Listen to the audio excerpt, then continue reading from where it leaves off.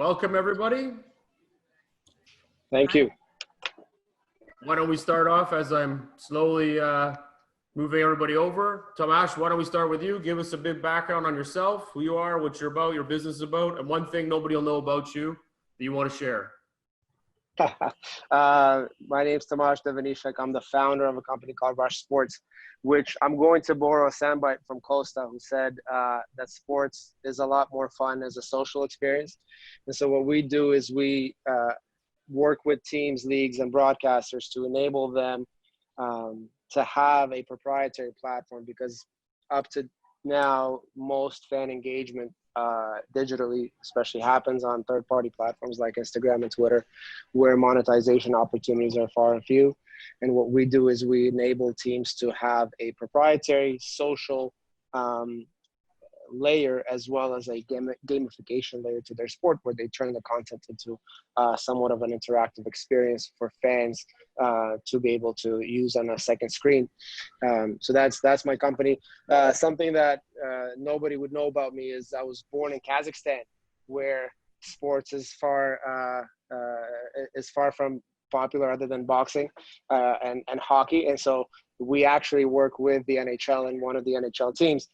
So as a non-Canadian who was born in a very remote place, I'm actually a big hockey fan. And so by virtue of that, I got to work with an NHL team. So very proud of that. Awesome. I'm pretty sure that they're very well known for, in one area, for hockey, where they have some pretty efficient players, I think, and they were promoting it quite heavily on how they train them and everything. Yeah, boxing and hockey are the two sports out there. Yeah. Oh, that's amazing. Awesome. All right, Catherine, you're up.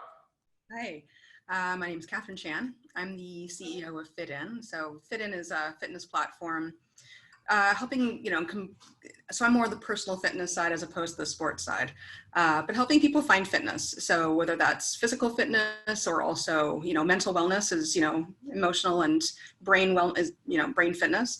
And that's what we're all about. So we recently launched FitIn Live as a response to COVID to help get some of our instructors online. And one thing that you probably don't know about me, I'm actually a massive Formula One fan, and I was really excited that they had our first race just yesterday. Amazing. Yeah. That is pretty cool. I was reading a bunch of articles on that over the weekend. Oh, yeah? Yep.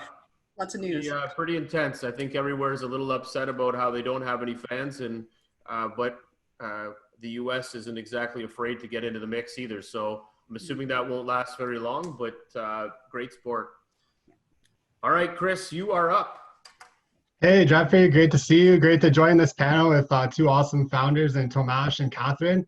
I'll start off with something people probably don't know much about me. The best thing that ever happened to me, one of the best things, was I broke my finger. I don't know if you can see that, in a hockey fight 3 years ago. And that led me to meeting my co-founder, Shannon. And together we were managing the sales and marketing for 2 minor professional hockey teams. And in the summer, we were out selling sponsorship, but we kept running into the same problem where businesses didn't want to sponsor the team because they didn't think they were going to get enough out of a wall sign or a scoreboard ad or a coupon in the game day program.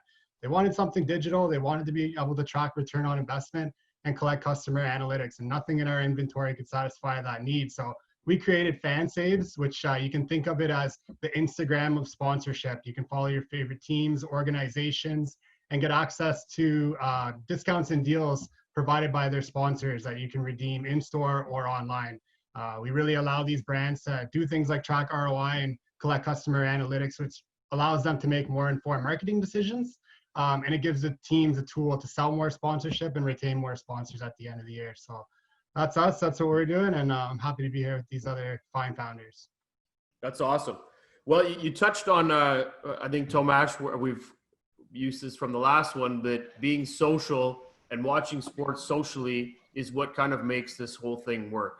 And, maybe 10, 15 years ago, the social aspect was maybe just grabbing a beer in the bar, and that was as socially as it got. But I think now that things have really opened up on the social front, can you give us an idea of where you see, due to COVID, what's changed? What are people really looking for? And can I just watch content anywhere and everywhere? And if I go to the game, I only want to be there for 5 minutes and then I want to leave because I got to do some other social stuff. What are you kind of seeing what's happening in the sports world? Yeah, thank you for that.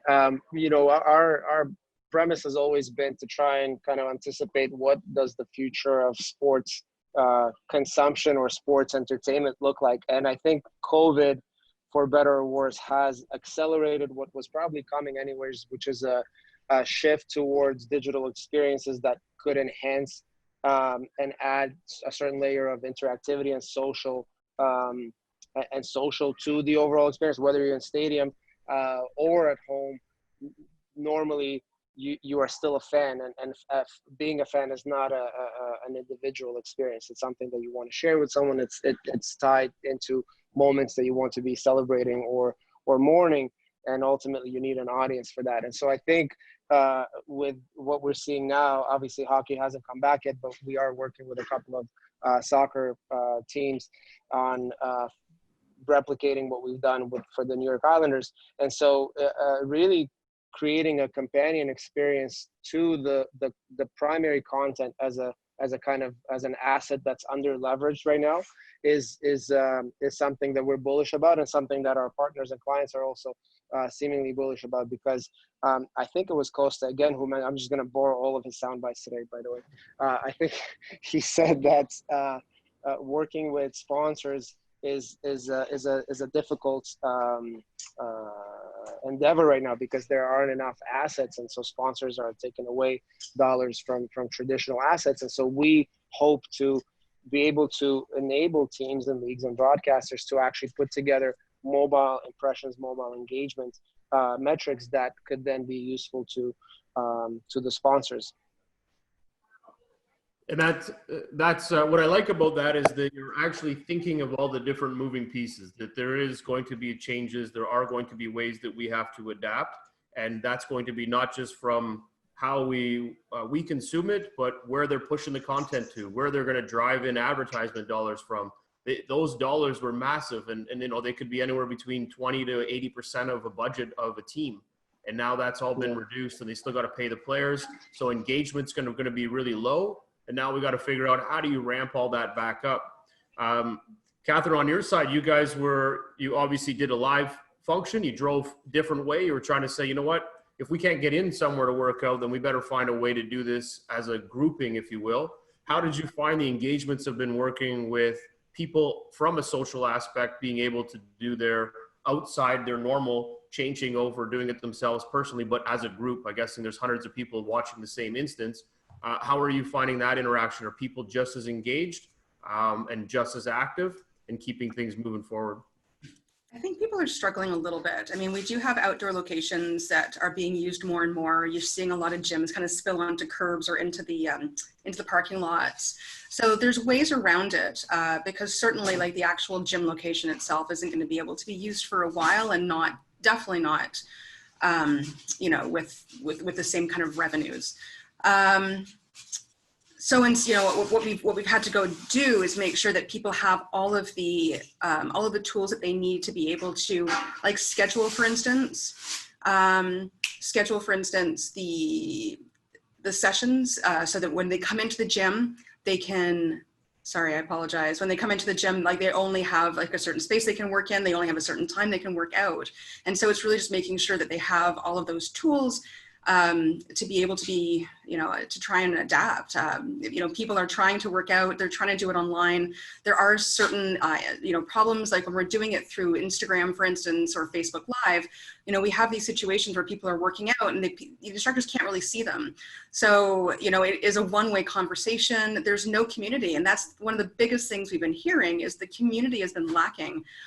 People looking to connect. And that's why, like, a live and interactive environment is definitely beneficial, because you can have the instructors give back information right away, you know, correct form, for instance, but you also have that sense of community that you can kind of carry on. So we see, like, these gym environments that are now online, and the instructors love it, because of course they don't have to, like, lose time traveling between different gyms, different locations.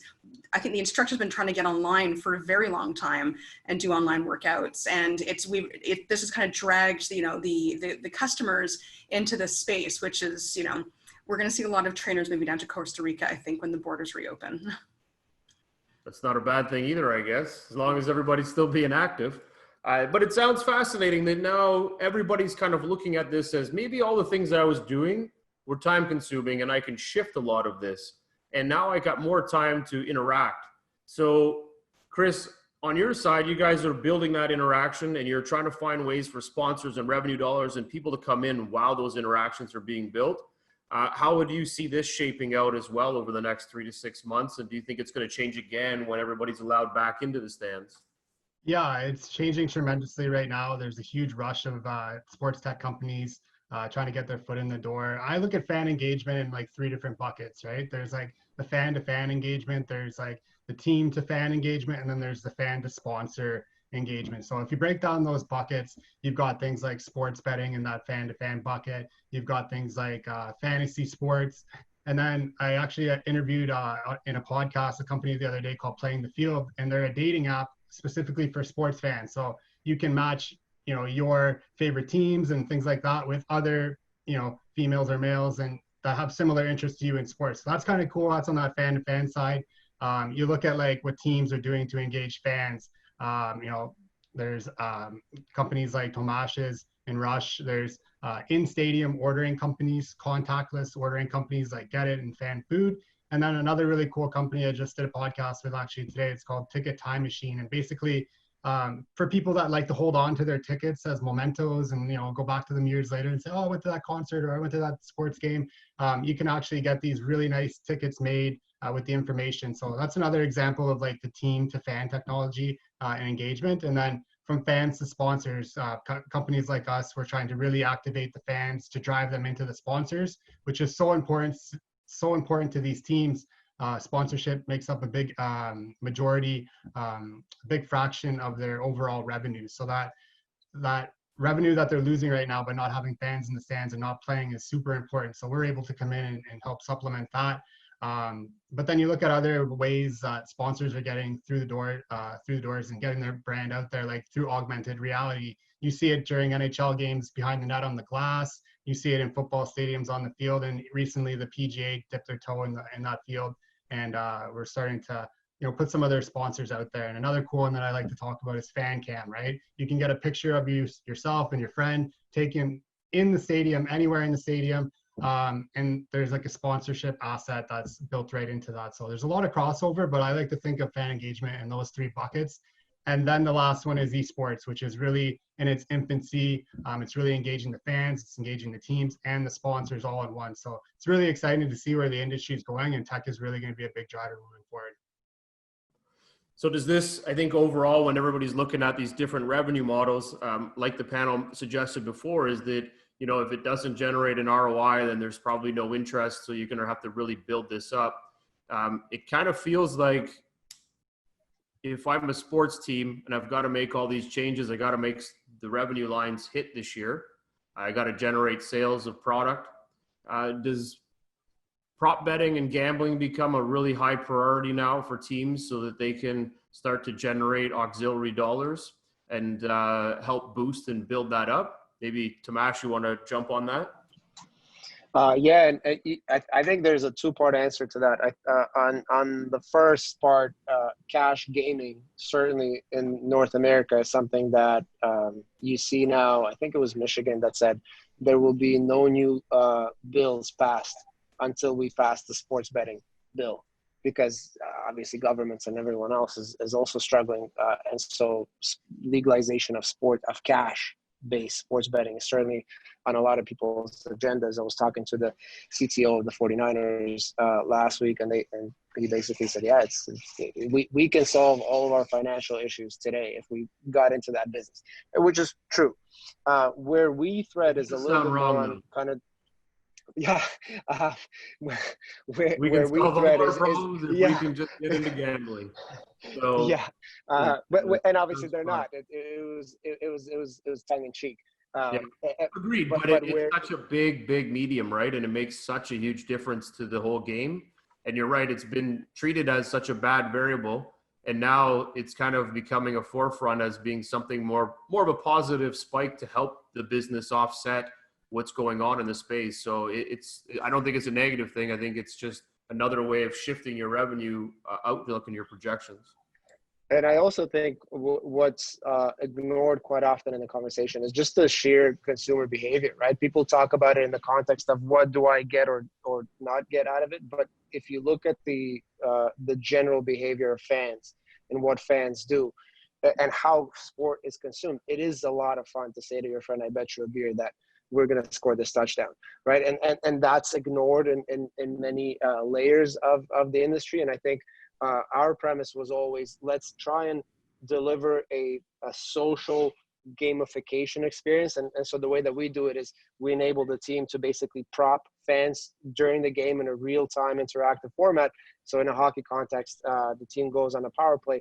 Are we going to score in this power play? And you give fans 10 or 20 seconds to answer that. And so it becomes this really interactive medium where there's no cash being exchanged or anything like that. It's all based on fantasy points. So it's almost like a much more interactive and real-time version of fantasy where you're kind of calling out specific props.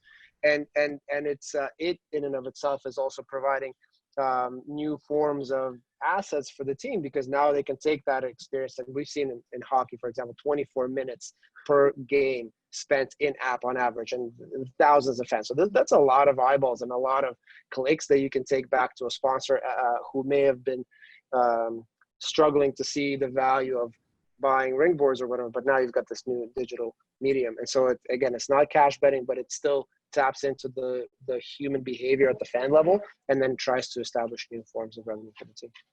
So is that really focused then around being better at gamification? And yeah, so and loyalty and community.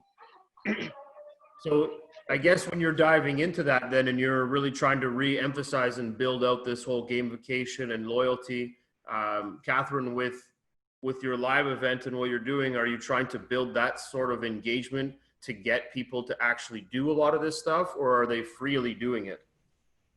I think a lot of people are freely doing it, but trying to get them engaged is definitely, ideal.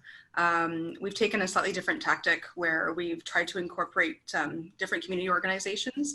So with FitIn Live, we donate passes to Big Brothers Big Sisters and also to Building Roots Toronto. If you don't know them, look them up. They do amazing work down in the Moss Park, Regent Park area. So trying to kind of build in the community in a different way by looking out for people who maybe don't have as good access. And it really resonates with people. People are looking for ways to help right now. They're looking for ways to give back and make sure that because we're all in this together. We understand this now. So it's been a really kind of enlightening and really, just a really heartfelt way of handling it, I think. And Kris, are you guys kind of taking that same approach with getting engagement with your consumers? Are you obviously from a sponsorship side, you get paid through that? So you really want to get the most engagement you possibly can. So are you able to gamify the hell out of this, or what's the way you're doing this? Since Catherine mentioned it's working, but it's more of how do I keep that engagement going and keep it active? Yeah, we have a really cool pipeline of new innovations that we're going to be adding. We just actually today launched our new website. So fans and users can go to our website. They can see all the discounts and deals and all the organizations that we're working with, or they can download the free app and they can engage with the sponsors of their favorite teams and organizations that way too. We really work with the team hand in hand, or the organization, to promote FanSaves to their captive audience or their fan base, because if their fans download the app and they go in and they support their sponsors by spending money at the end of the year, it's a lot easier for a director of corporate partnerships or an account executive to go back to that sponsor and say, hey, look, like we drove X amount of business through your doors. 56% of the people that came in were male, and 28% were over the age of 30 or whatever, right? These are real analytics that these teams and organizations want. There's other companies out there that are able to track things like impressions, views, eyeballs. You think of like broadcasting, and they can tell you down to the second how many seconds a certain ad was on the screen at one time. And that's all great, really important information for a brand to know when they're sponsoring a team.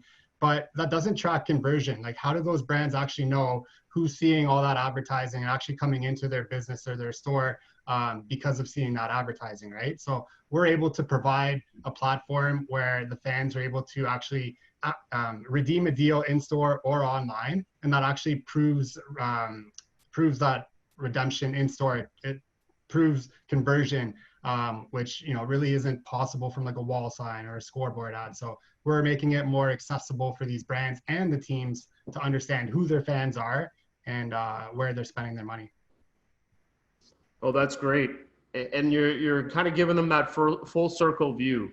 And I think a lot of the time, a lot of these companies, startups and businesses, the data doesn't seem to be as important. And in this case, it's going to be heavily important because every conversion, every time someone touches something, if there's no way to read it, those dollars are going to get dropped. And that's not going to build your model up. There's a minor league baseball team called the Savannah Bananas. You might have heard of them, but they actually dropped all in-venue advertising from their stadium. Their outfields are usually plastered with sponsors.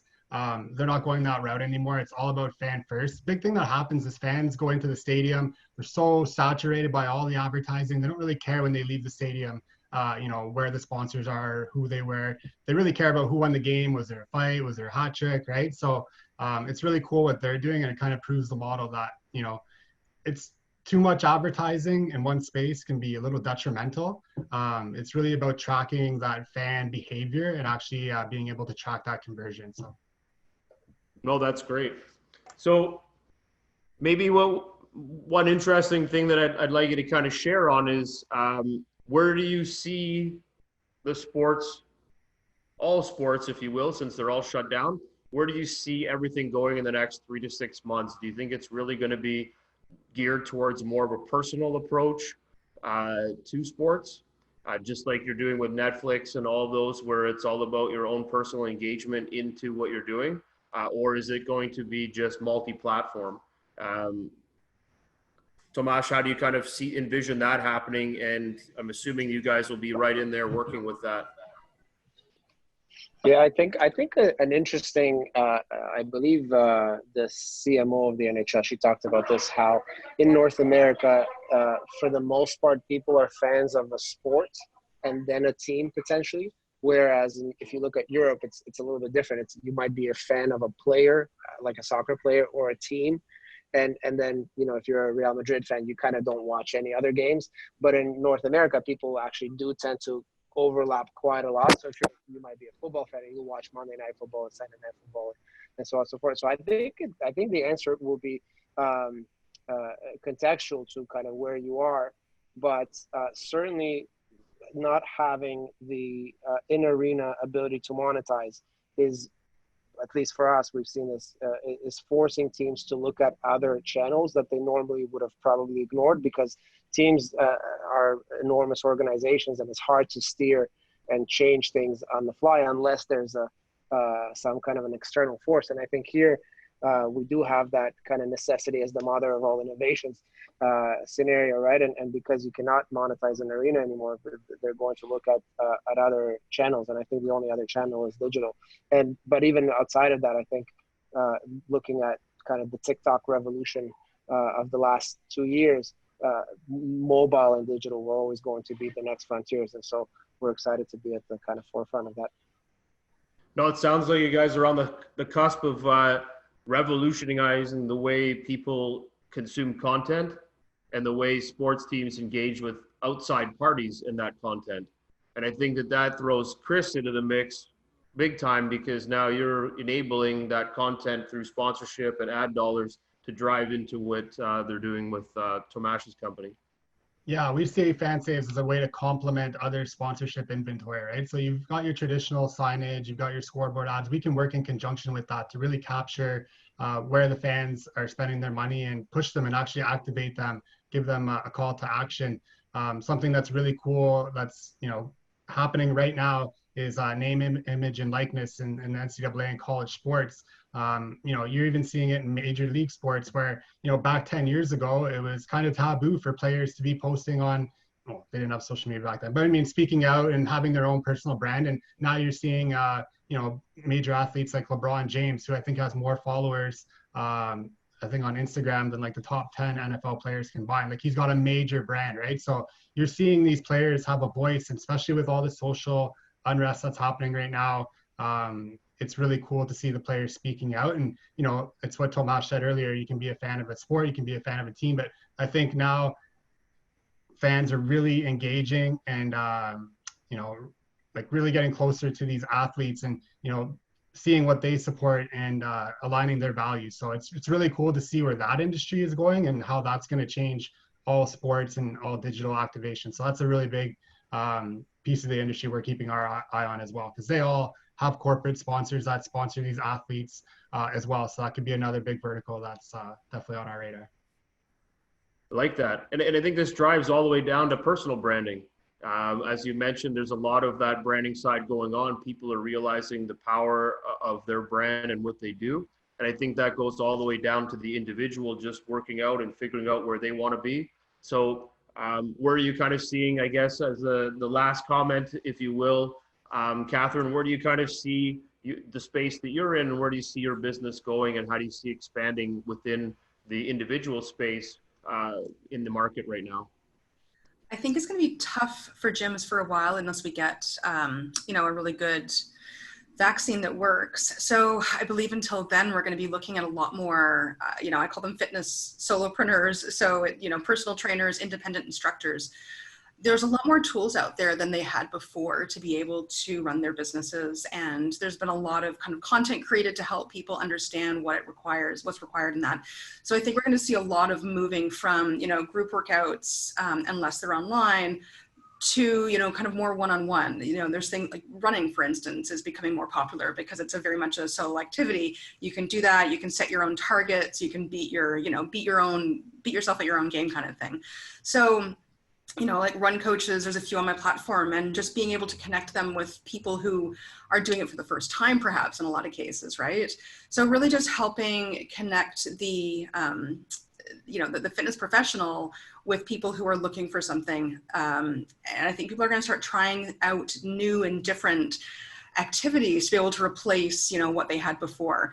And as well, if we don't have sports playing on the TV, I know a lot of people want to go act it out, right? If they can't have it to watch, they want to go and be part of it themselves. So just trying to find ways around, how do you book an outdoor space? Like, what are the restrictions around, say municipal laws and bylaws that, to use these outdoor spaces, and just making sure that everyone's aware and are using them properly, and maybe coming up with new ideas. Like, there's going to be a lot of changes, I think, in the personal fitness industry around, the equipment we use, the kind of classes that are taught, just to be able to accommodate for people doing it at home, maybe not having all the equipment that they need, or making it, like low cost in terms of what's the barrier to entry.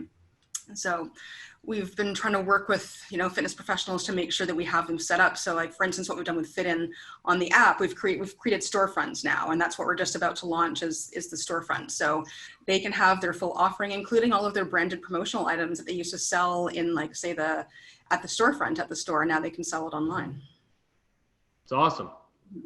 So it's all creating this innovation no matter what. So it doesn't matter how locked down we are, there's still going to be playing sports at some point in time. There's going to be some social networking. There's going to be some integration, but there's going to be a lot of companies that are come out in this space now to help focus and regenerate that lost revenue and that lost value. And that goes all the way down to the person going down the street to run or work out, all the way up to the fan sitting at the top of the stands by himself because no one else is allowed within 6 feet. But I think at the end of the day that the innovation is going to be really blown out over the next couple months. And I think you guys have all kind of proven that sports isn't going to die, that there's a lot of value in here. Sports tech has really changed the space. And from everything that we've talked about, it really seems like social sports is really the bullish area to get into. And that even if you're at home, you're going to find ways to connect just like you would on your PS4 and playing with your buddies online and headset. Maybe that's where this in-game experience is going to, eventually drive to. But there's still going to be a social aspect of everybody coming together. So in saying that, I want to thank you guys for the panel. I think we could talk all day on this because I'm so curious as to where we're going to end up in the next 6 to 12 months if sports just turns back on and we're in the stands in the supporter section at the TFC game, all jumping up and down, a million of us. But I have no idea if that'll happen or it's going to be, arm's length away, feeling super weird that I'm echoing when I'm cheering for my team running down the pitch. But it's going to be a very interesting future. But I appreciate all the insights you guys provided. I think there's lots of great notes. I'm always building ideas. And I just wanted to say thank you again, guys, for joining us today. and we will soundbite this and create all that good stuff and send it out. But thank you very much for joining us, guys. Thank you so much. Great to see you. Thanks for hosting us, Jeffrey and OPN, and great to see you again, Catherine and Tomash. Yeah. Awesome. Thank you very much, guys. Have a good day.